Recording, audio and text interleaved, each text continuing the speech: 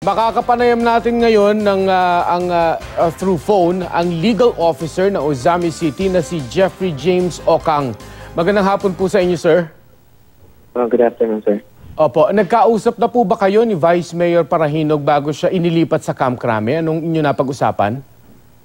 Unfortunately not, sir, because the good Vice Mayor before leaving has instructed the family that the spokesperson po ng Parahinog family starting today would be their lawyers who have taken over the cases and are representing her in Camp Crame.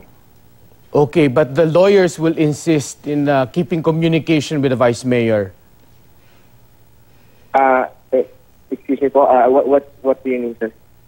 Pero yung mga lawyers niya po ay mag-i-insist na makausap nila yung kanilang kliyente, si Vice Mayor, kahit na siya nasa Camp Crame na, sir.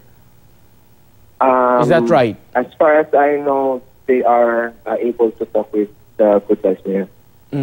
Okay, sir, sabi po ni Vice Mayor, she fears for her life. May natanggap ba silang banta sa kanyang buhay kahit na siya ay nasa kustodiya na ng pulisya?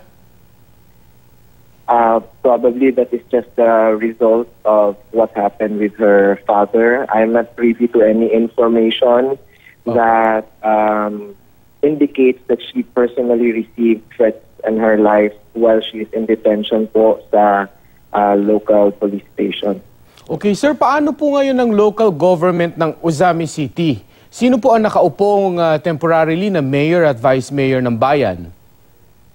It is still under caucus with the DILG and the local Sangguniang Panlunsod. But as per the law, Republic Act 7160, I believe it's Section 44, it would be the vice mayor who should assume as mayor of the city.